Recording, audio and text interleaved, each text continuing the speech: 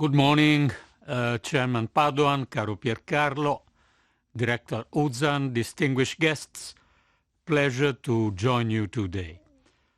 As the saying goes, there are years when decades happen, and 2022 certainly feels like one of those years.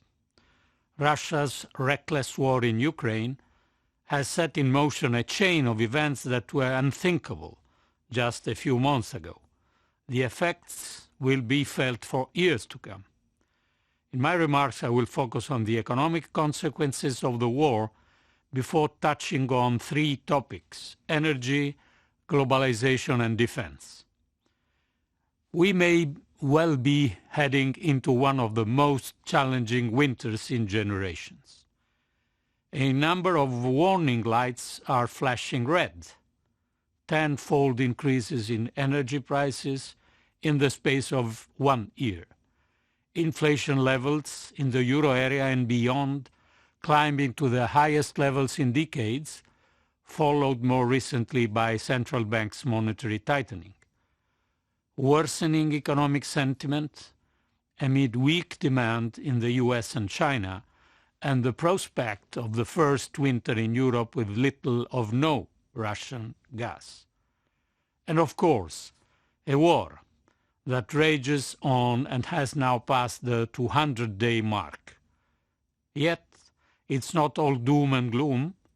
Energy and food prices have come down from recent heights, and supply chain disruption are easing. These developments will reduce inflationary pressure, so inflation may be about to peak.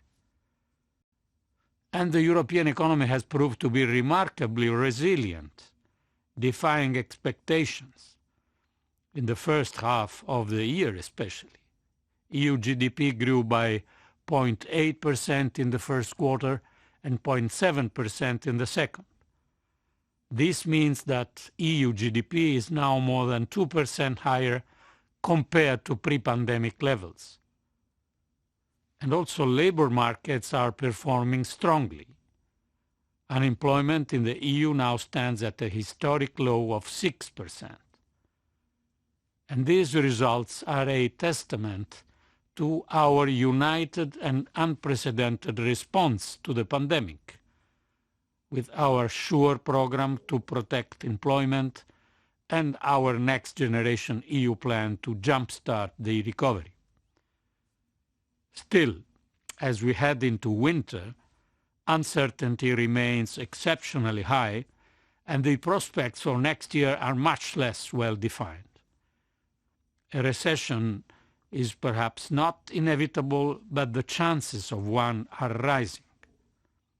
We must remain ready to intervene as needed to cushion the impact of an economic slowdown, in particular on the most vulnerable households and firms, and we must implement next generation EU without delays, especially in countries with high level of public debt. But the effects of the war in Ukraine go well beyond the economy. For instance, the energy landscape is in the midst of a seismic shift. Until last year, Russia was the EU's #1 supplier of oil and gas, the result of a relationship and perhaps an illusion cultivated over decades. Yet the EU did not hesitate to put an end to this relationship after the Kremlin began to weaponize energy. Within weeks of the invasion, we put forward the Repower EU plan to reduce our reliance on Russian gas. In only a matter of months, the geography of energy flows towards the European Union has drastically changed. Last year, Russian gas accounted for 40% of our gas imports. Today, it's down to 9%.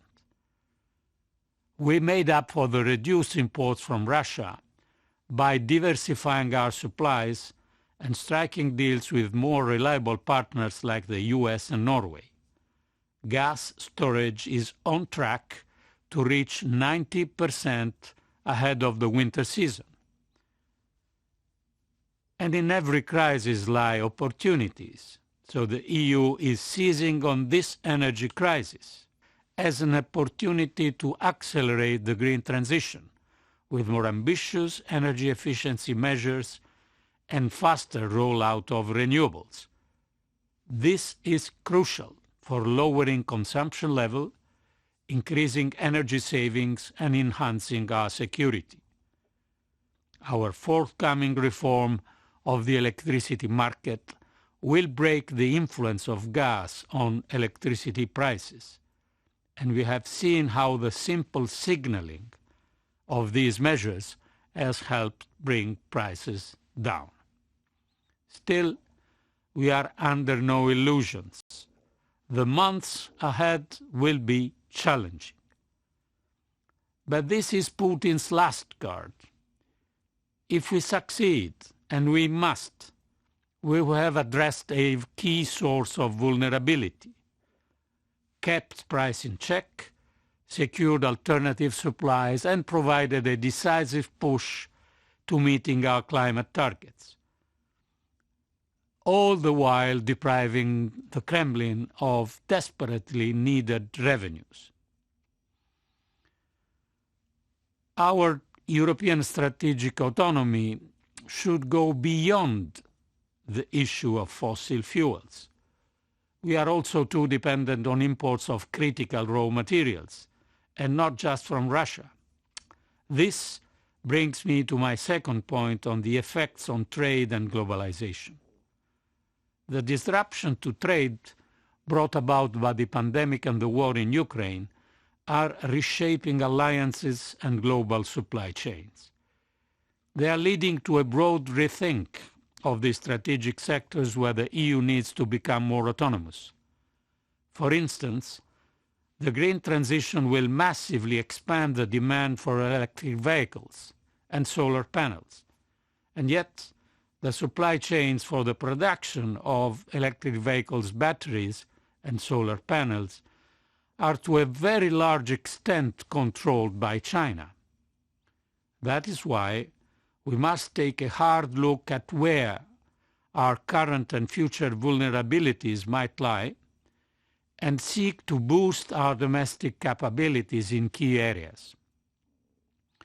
This is behind our proposal for a European Chips Act earlier this year and a European Critical Raw Material Act announced by President von der Leyen in her State of the Union address last week.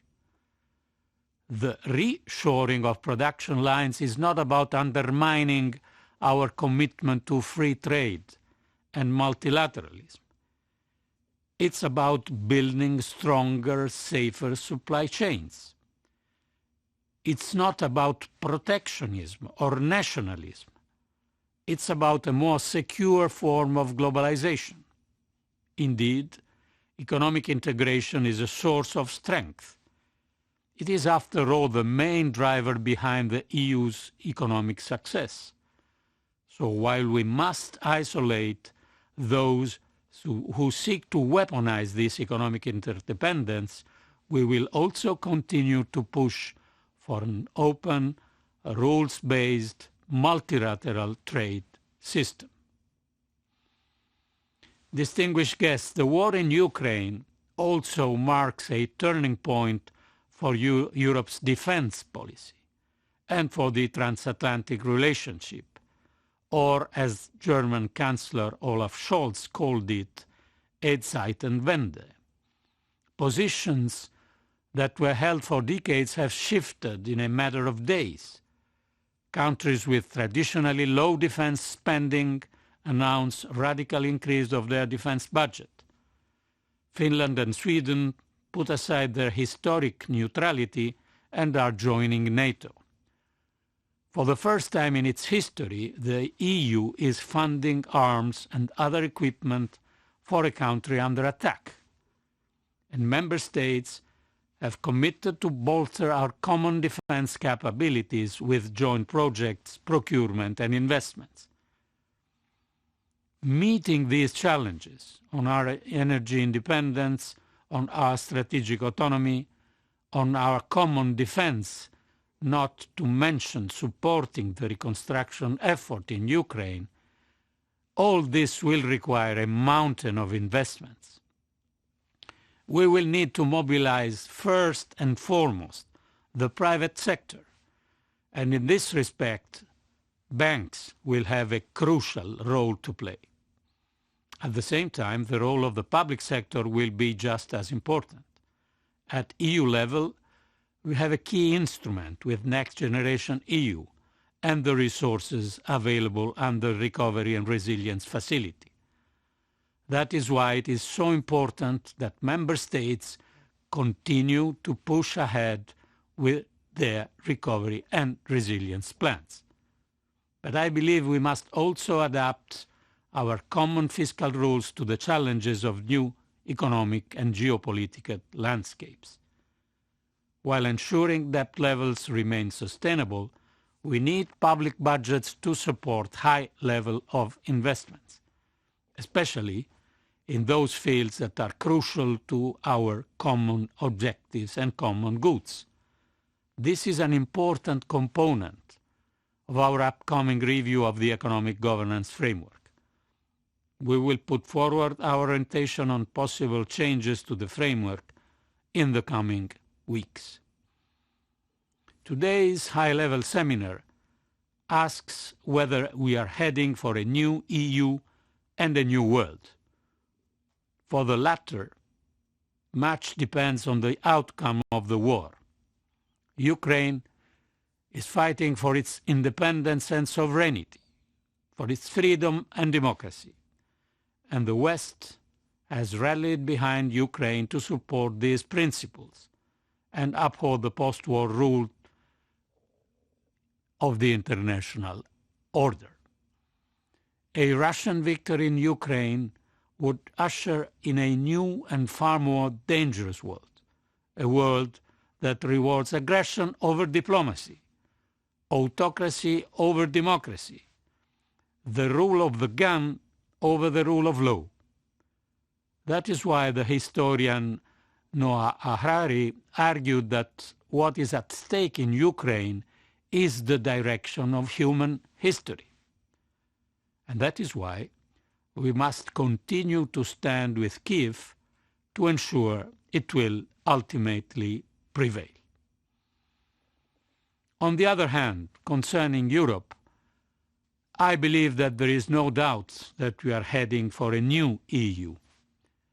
If Putin was seeking to divide Europe, he has achieved the exact opposite. The EU is more united than in previous crises.